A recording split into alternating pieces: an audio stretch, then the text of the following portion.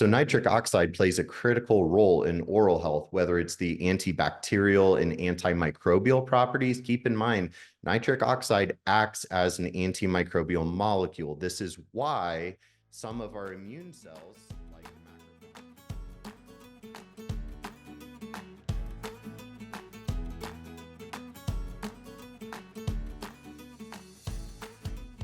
everybody, my name is Brendan Vermeire. I'm a functional medicine practitioner, clinical educator and researcher, and I'm the clinical education manager for Berkeley Life and the host of The More You Know series. The More You Know is a monthly webcast designed to bring you hot topics and takes on the importance of nitric oxide and blood flow for optimizing the body's natural healing systems.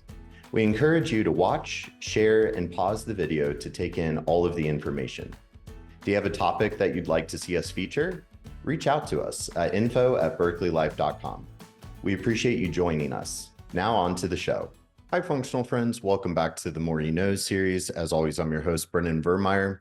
On last month's episode of The More You Know, we discussed the relationship between the oral microbiome and the gut microbiome.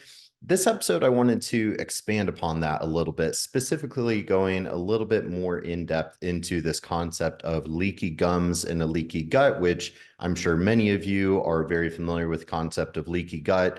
Some of you might also be familiar with this newer leaky gums concept, very similar, and looking at how this directly impacts systemic inflammation throughout the body and dysregulates nitric oxide. So let's go ahead and dive into this fascinating subject here. So certainly, as I say in every episode, we're all up against this chronic disease epidemic, but specifically, we see that about 50% of all adults over the age of 30 are showing some signs of gum disease. And there's actually quite a bit of research looking into the connection of periodontal disease and heart disease and cardiometabolic and chronic inflammatory disorders and even neurodegeneration and neuroinflammatory disorders, which is a huge area of passion and expertise for me. So to me, it's really exciting to see how the field of functional dentistry and really this functional medicine approach of recognizing, oh, actually oral health and the oral microbiome does directly impact our gut health, our systemic health, our neural health, so on and so forth. So again, being functional providers, we can sort of attack chronic disease from multiple angles by working holistically and working upon the entire body, including oral health. So I think this is very empowering. And of course, as I show every time, we really do see that nitric oxide is implicated in all chronic disease. Now, for anybody that actually is reading the research, you'll see that there is sort of this dual role of nitric oxide in disease. In certain contexts, excess nitric oxide can actually be disease promoting. And in other contexts, nitric oxide can be very health promoting. The context matters. It depends on the oxidative inflammatory milieu of the body. It depends on which isoforms of nitric oxide synthase are being upregulated or downregulated. So we're going to explore this nuance a little bit today because our subjects for this episode ties in perfectly here.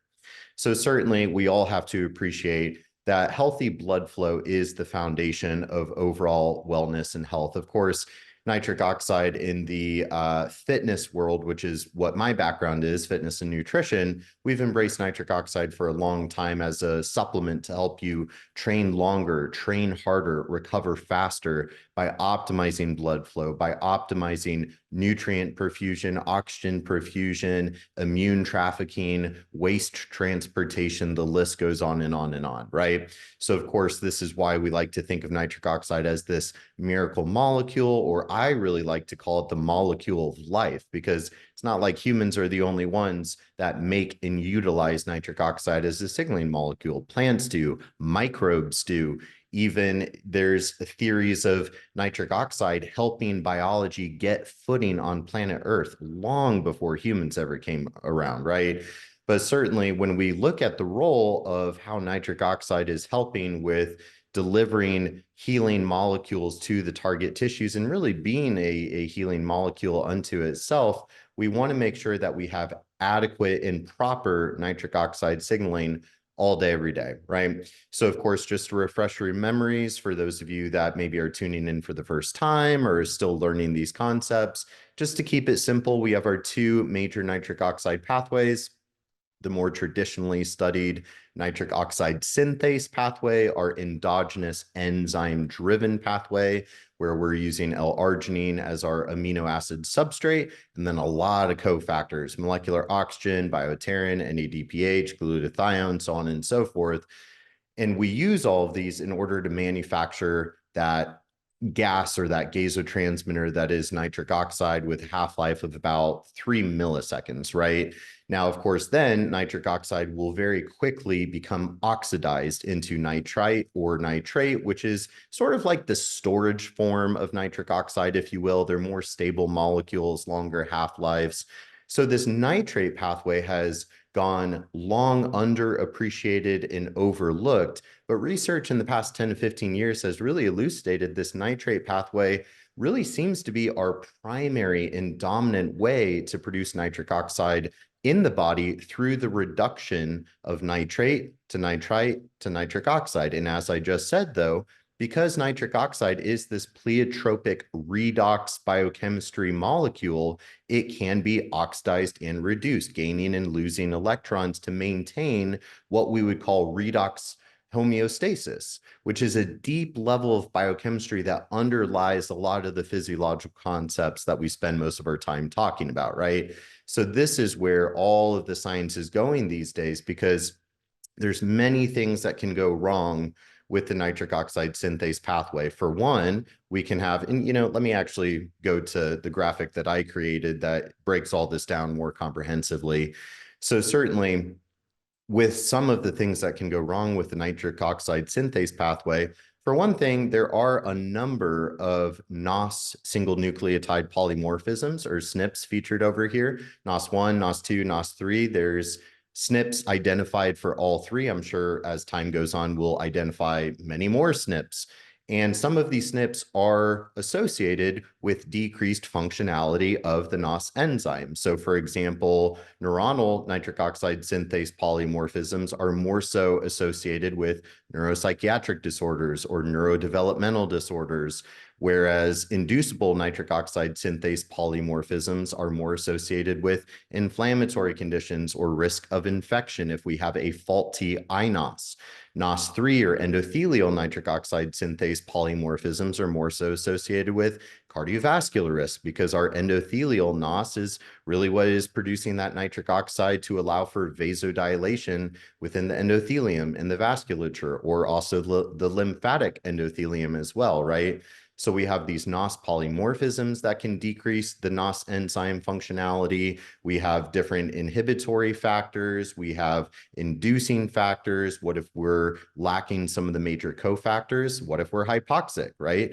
If we're hypoxic, we actually have to use nitrite as the substrate for the NOS enzymes instead. Or if we have methylation issues, high homocysteine, we might have compromised bioterin, which is a major cofactor. And then we have this phenomenon of nitric oxide synthase uncoupling, or NOS uncoupling, shown here, whereas inflammation, oxidative nitrosative stress, lack of cofactors, lack of substrate, post-translational modifications, lipid peroxidation, aging, immunosenescence, inflammaging, all of these things can contribute to more dysregulation of the NOS enzyme, more uncoupling. And then instead of producing nitric oxide, that NOS enzyme is actually producing superoxide radicals that can contribute to more oxidative stress, more inflammation, and react with other nitric oxide molecules to form peroxynitrite, which the literature is starting to say, hey, this is pretty gnarly radical unto itself, right? So this is why the innovators such as Berkeley Life in nitric oxide sciences, we're really leveraging the nitrate pathway. Dietary nitrate, it's a nutrient. I think we should be considering it sort of a essential or maybe semi-essential, because we can make nitrate endogenously from the oxidation of nitric oxide. So when nitric oxide becomes oxidized once, it'll become nitrite, and then it's oxidized again to nitrate, NO3 minus, right? But then we can reduce that nitrate back to nitrite, back to nitric oxide. Now, this is sort of a primarily a three-stage filter, if you will. We have our oral microbiome that can reduce nitrate to nitrite, assuming that we have adequate nitrate-reducing bacteria in the oral microbiome composition. Now, we can also reduce nitrate or nitrite down to nitrite or nitric oxide in the acidic stomach environment, and then finally in the gastrointestinal tract as well. Now, there's other pathways as well, like the xanthine oxidase or cytochrome BC1 or aldehyde oxidase, for example, but we don't need to get into some of that nuance for today. But this is just a brief overview of how we're really producing nitric oxide in the body. And of course, like I keep saying, this pleiotropic signaling molecule, best known for its ability to promote vasodilation and perfusion, as we've discussed many times, but also neuroendocrine regulation, neurotransmission, acting as a gasotransmitter or neurotransmitter, and also regulating the release of other neurotransmitters like serotonin, glutamate, and GABA, and acetylcholine, right? Immune function and defense, something we'll talk a little bit more about today through that INOS or inducible nitric oxide synthase expressed by immune cells, particularly macrophages or big eaters. Nitric oxide also plays a critical role in neuroplasticity, in neurogenesis, in the maturation of neural stem cells, in the integration of those young neurons into existing neural circuitry, right? Redox homeostasis, like I mentioned, lymphatic vasodilation and drainage, inflammation regulation, blood sugar regulation, metabolic signaling. The list goes on and on. Nitric oxide touches and impacts and regulates so many aspects of our physiology and biochemistry, which is why it's such a passion for me to be on the forefront of nitric oxide sciences with Berkeley Life and some of the work that we're doing. So as I say every time, endothelial production of nitric oxide declines with age. By the time you're at 40, you're at about 50% capacity following this pretty steep roller coaster drop.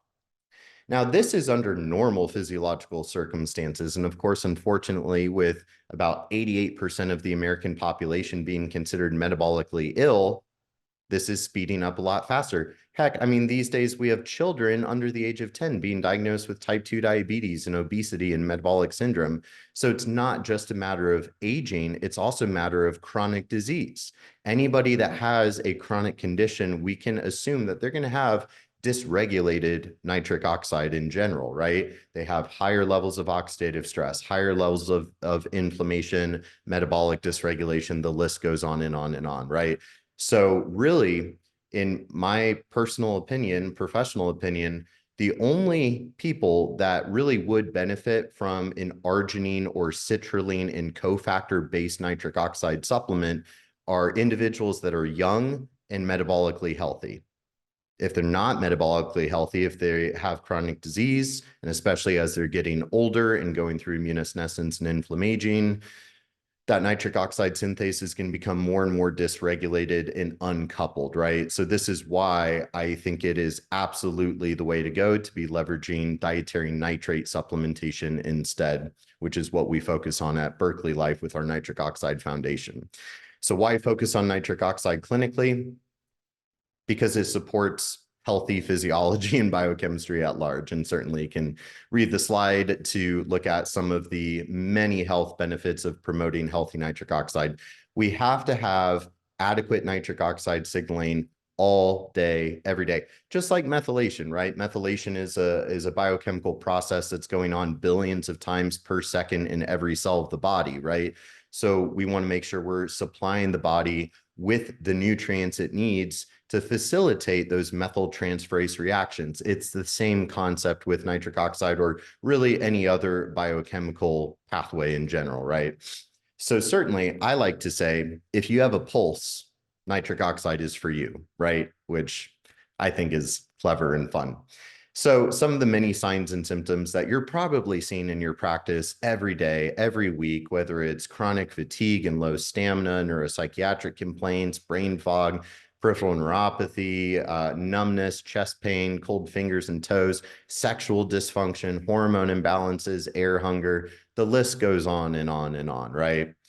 So, like I said, if you have pulse, nitric oxide is for you. I feel very strongly that the clinical application is infinite. The clinical potential of nitric oxide therapeutics is really infinite. My goal with myself and my clients, I want them to have a healthy pink strip of our salivary nitrite test strips all day, every day. So I recommend testing at least 3 times per day. First thing out of bed, 90 minutes post supplementation or dietary nitrate ingestion, and then at least one more time before bed to make sure that you're optimized before you go rest and optimize your recovery overnight through sleep. I also like to test pre and post workout or some sort of performance related task. So, of course, there's many functionalities of nitric oxide in the body, whether it's neurotransmission or platelet activation, wound healing, intracellular signaling, so on and so forth. But today I want to focus a little bit on the oral health component, the oral microbiome, leaky gums, and leaky gut. So we're really doing a lot of work in the functional dental space. It really, I think it's very exciting to see all of these dentists getting very excited about functional medicine and nitric oxide and employing some of these new clinical tools to not only improve their patients' oral hygiene, but really impacting their whole body by way of the oral hygiene. So nitric oxide plays a critical role in oral health, whether it's the antibacterial and antimicrobial properties. Keep in mind, nitric oxide acts as an antimicrobial molecule. This is why some of our immune cells, like the macrophages in the periphery or microglial cells in the central nervous system, express that inducible nitric oxide synthase, or NOS2, right? This is the isoform of nitric oxide synthase that is expressed by these immune cells. And when the immune cells are activated by pro-inflammatory signals like interferon gamma, for example, or IL-6 or TNF-alpha, or stimulated by toll-like receptors and pattern recognition receptors when activated by pathogen-associated molecular patterns, right? What's the best studied pathogen-associated molecular pattern? We all know it, lipopolysaccharide endotoxin from gram-negative bacteria, right? So a lot of times for those of you that like to read research, any of the research that is making it sound like nitric oxide is a bad thing and is disease promoting, what is really going on if you read the literature is it's an upregulation of iNOS, a chronic activation, an overactivation and stimulation of iNOS. Inducible nitric oxide synthase, when activated, creates thousands of times the amount of nitric oxide compared to NOS1 or NOS3, the neuronal nitric oxide synthase or endothelial nitric oxide synthase, right? So let me say this again. When the immune cells are activated, they're stimulated, they're activated by something such as lipopolysaccharide. Why would immune cells be hyperactivated by lipopolysaccharide? If we have leakiness, if we have a breakdown in our physiological barriers, right? If we have mucosal barrier dysfunction, if we have leakiness, whether it's in a leaky blood-brain barrier, a leaky gums, leaky gut, leaky skin, right? It's leakiness, it's breakdown of our physiological barriers that allows for more pathogen-associated molecular pattern translocation, whether it's through the skin, whether it's through the gums, whether it's through the blood-brain barrier or the gut. It's the leakiness that allows for more translocation of PAMPs, such as the lipopolysaccharide, that then are stimulating the immune cells which express iNOS and is creating high levels of nitric oxide. Why? To kill the infection, to fight off the infection. That is what iNOS is ultimately for. This is a good thing in acute infections, right? If I get a viral infection today, I want my immune cells to get stimulated. I want them to express iNOS. I want them creating high levels of nitric oxide to help me fight off the infection. But what we then need is resolution to the inflammation, resolution to the infection. The problem is when iNOS is chronically activated because of chronic inflammation, chronic oxidative stress, chronic disease, chronic leakiness, right? So nitric oxide is not to blame. Leakiness, infection, chronic inflammation, chronic disease, that's what's to blame. Nitric oxide is simply a mechanism that is becoming dysregulated through that disease process, if that makes sense, right? So getting back to this slide here, this is where the nitric oxide is an antimicrobial molecule, which obviously helps with oral hygiene and maintaining a healthy oral microbiome composition. Of course, the blood flow regulation. This is what most of us know nitric oxide for, is for promoting healthy blood flow and perfusion and nutrient delivery, hormone delivery, waste transport, right? You know, feeding the gums in your oral cavity to maintain periodontal health, right? The anti-inflammatory effects, having a regulatory effect on inflammation. So if we have periodontal disease and gingivitis, for example, this inflammatory process can be calmed, ameliorated, regulated by healthy nitric oxide signaling. Wound healing, of course, and angiogenesis and blood vessel formation. Saliva production, in fact, is in part regulated by nitric oxide as well. We have to have adequate saliva for lubrication, for digestion, for being able to maintain a healthy pH and oral microbiome. And there's a lot of research starting to look at nitric oxide as a therapy for treating periodontal disease, right? So many critical components for nitric oxide in oral health. And this is where the regulation of nitric oxide is critical for maintaining overall health, systemic health, as imbalances or dysfunction in the nitric oxide system, as I'm trying to elucidate eloquently here, can contribute to various health conditions, not only the cardiovascular and cardiometabolic, which is what we're all pretty familiar with, but also the neurological disorders and GI disorders and other immune-related conditions. So we looked at some of this last month in episode 3 of looking a little bit closer at the oral microbiome. You know, so much of the microbiome research has really focused on the bacterium or bacterial component of the gastrointestinal microbiome. But now more and more research is starting to look at the microbiota of the skin and the oral cavity and our sexual organs as well.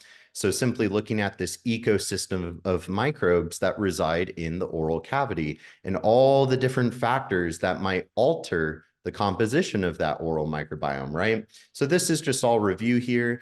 Now, these are some of the major nitrate reducing species that I talked about, right? We have to have adequate levels of these nitrate reducing species, such as the Haemophilus or Neisseria, Prevotella, so on and so forth, in order to effectively reduce the nitrate, which is largely stored in the salivary glands, right? When we hypothetically, let me walk you through it again.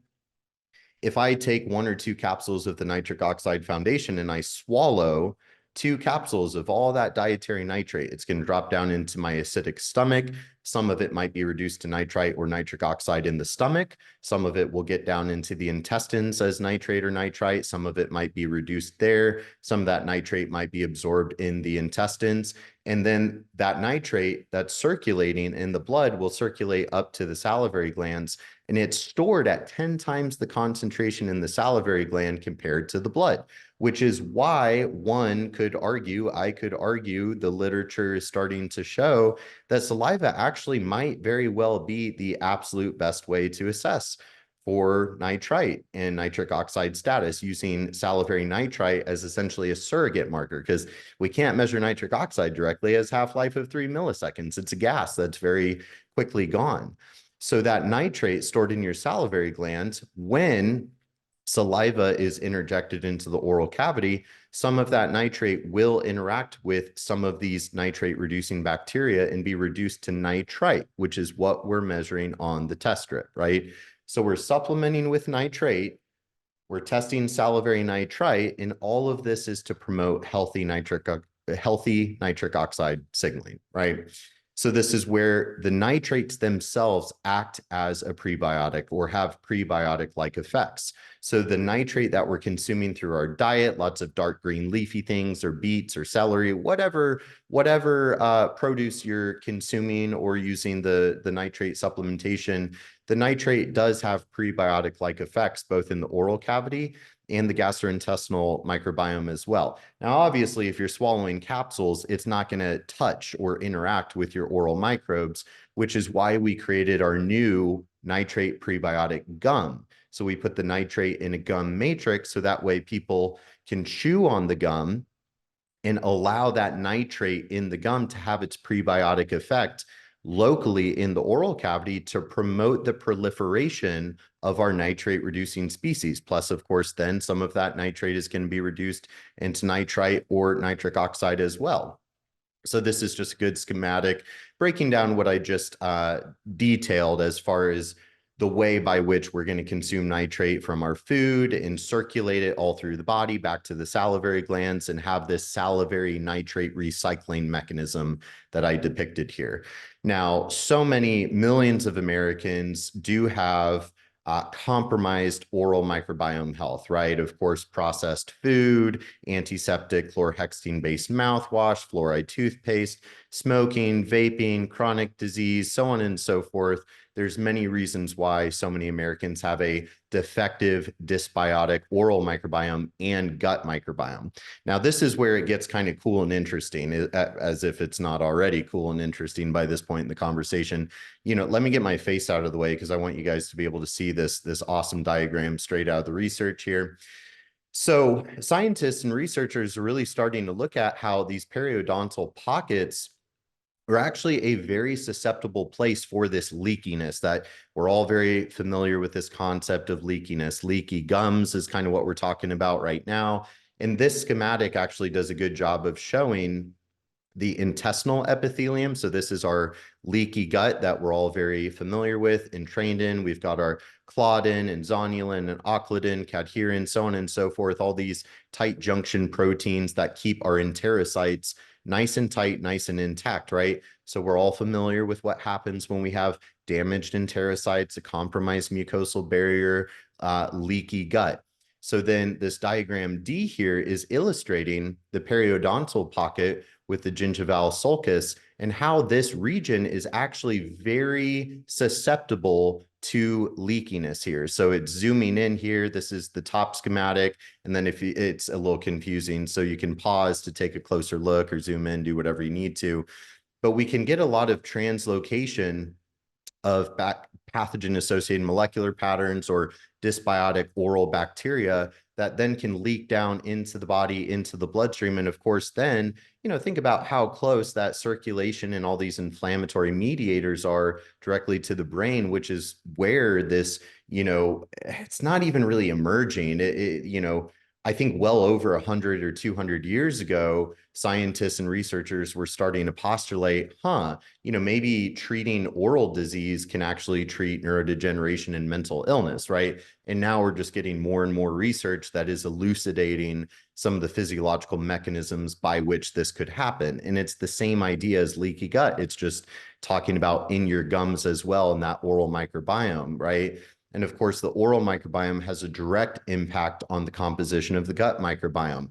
Every breath that we take, we're breathing in microbes into our mouth, into our nose, into our sinuses, into our lungs, influencing that microbiota composition of the sinuses, of the lungs, of the oral cavity. And then, of course, that will drop down into the gut. Now, saliva and mucus, the saliva in our mucous membranes, our mucin, does actually contain a lot of antibacterial substances such as lactoferrin, iron-binding protein, lysozyme, commensal flora, antibacterial peptides, so on and so forth. So this is why we have to have adequate saliva. We have to have adequate mucous membrane. We don't want any leakiness with the epithelial cells that constitute our gum tissue, right? So let's go ahead and keep going here, move my face back over. So this picture does a good job illustrating, zooming in here, it shows the bacterial biofilm, which can adhere to the enamel itself. And it's not going to get sort of sloughed off, if you will. So you can read this paragraph that describes that relatively well. And so we can get this dissemination and this leakage of dysbiotic bacteria, or think about oral thrush in candida and candidiasis and the gliotoxin and acetaldehyde, right? So it's not just bacteria, it can also be, fungus, for example, in sort of an oral thrush situation. But that dysbiosis of that oral microbiome and how that can then translocate and drive systemic inflammation, systemic immune activation. Now, further, a point that I wanted to make, because a little bit ago I was talking about the INOS, and how Nitric oxide sometimes gets blamed as being a bad thing, when in reality, what is being talked about is the chronic activation of INOS expressed by immune cells that are being pissed off because of leakiness and LPS, pathogen-associated molecular pattern stimulation, right? So let's not blame nitric oxide for what leakiness and dysbiosis really triggered here. So this is where we can combat this by using nitrate to restore a healthy oral microbiome, gut microbiome, restoring functionality to the NOS enzyme. So we have adequate eNOS and nNOS and properly regulated iNOS, right? Now, these epithelial cells that constitute the gum tissue and obviously our intestinal lining, those epithelial cells are also shown to express iNOS. So that's a nice clinical pearl. It's not just immune cells, but also the epithelial cells express iNOS. So if we have a compromised mucous membrane, in another clinical pearl, nitric oxide also helps to regulate the development and production of our mucin, of our mucous membrane itself, right? So if we have this defective or deficient nitric oxide, okay, we can't really have a healthy mucous membrane. And another clinical pearl, nitric oxide helps to regulate the tight junctions in the epithelial cells and tissues of the gums and the gut, right? So without adequate nitric oxide, we don't have healthy mucous membrane, we don't have tight junctions. So we have, more translocation, more dysbiosis, more leakiness, more iNOS stimulation, oxidative stress, inflammation, so on, infection, so on and so forth. So this is just such a fun rabbit hole to get into, and we can have such a beneficial effect by using dietary nitrate and other therapeutics to restore homeostasis and symbiosis to this system, right? So this is why we have the gum, so we can restore the oral microbiome. We've got the capsules that can help restore the gut microbiome as well. Of course, this all couples very well with your, probiotic therapy and other prebiotics. Again, nitrate does act as prebiotic, but you can stack it with other prebiotics as well, where I'm a big fan of serum bovine immunoglobulins and spore biotics and fish oil and nutraceuticals, all sorts of great things that you combine our nitric oxide system with to really improve the efficacy of your protocols here, right?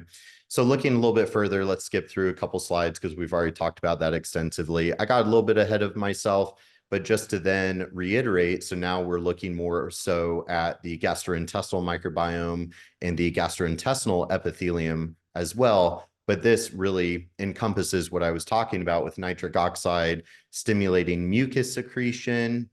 It's also regulating, obviously, blood flow to the gut and the gums. It's regulating the tight junctions as well. So you really cannot fully heal the gut without adequate nitric oxide levels to support mucosal integrity and reduce the leakiness. So this is a good schematic to illustrate. If we have that damaged microbiome and the iNOS that's expressed by the immune cells and the epithelial cells, and obviously then if we have excess leakiness, a compromised mucosal barrier, more lipopolysaccharide, more PAMPs stimulating our epithelial cells and immune cells, translocating. So this can be such a vicious storm of inflammation and oxidative stress in the oral cavity, in the gastrointestinal tract, and then, of course, really systemically and even in the central nervous system as well. Further, we know that nitric oxide and the vagus nerve have a very, very intimate relationship. Obviously, we know nitric oxide functions as a neurotransmitter. It influences vagal tone. The vagus nerve obviously expresses nNOS, or neuronal nitric oxide synthase. And the nitric oxide also helps to regulate the release of acetylcholine by the vagus nerve, which is the major neurotransmitter that facilitates the inflammatory reflex, or the cholinergic anti-inflammatory pathway, for those of you that are familiar, right? So without adequate nitric oxide, we can't effectively release acetylcholine by the vagus nerve, which quiets down the immune cells. So it'll release acetylcholine and norepinephrine to use this alpha-7 acetylcholine nicotinic receptor to actually decrease the stimulation of those macrophages and immune cells to decrease the release of pro-inflammatory cytokines. So this is the cholinergic anti-inflammatory pathway, and it's largely regulated by nitric oxide, regulating the release of the acetylcholine and the norepinephrine. So this, of course, when all of this is aberrant and defective, we have excess macrophages, the intestinal lumen, that are expressing that inos that we've talked about so much today. So as you can see here, we really have to start thinking holistically. We have to think about the ecosystem and the physiological barriers, right? Not hyperfixating on specific mechanisms, but looking globally of how do we restore symbiosis and homeostasis to this system. And that's why I love the Berkeley nitric oxide system. It's such a simple system to do so much of this.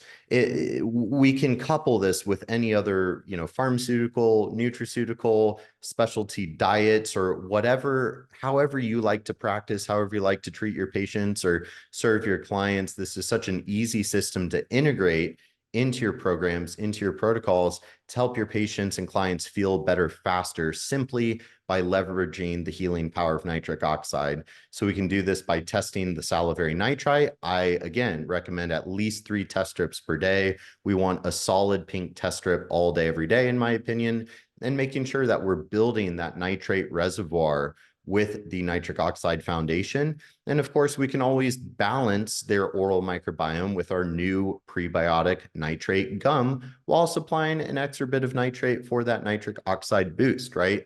So this is why we have to be so aware of the health of the oral microbiome. And then, of course, you can boost your protocol with whatever other products that you like to use, whether it's our cognitive support, or, like I said, some of the probiotics or nutraceuticals or stem cells or peptides or whatever you're into. So I hope that you found this episode of the More You Know series action-packed, information-packed, clinical pearl-packed. Again, I'm Brendan Vermeire, the Director of Clinical Education at Berkeley, and this is The More You Know.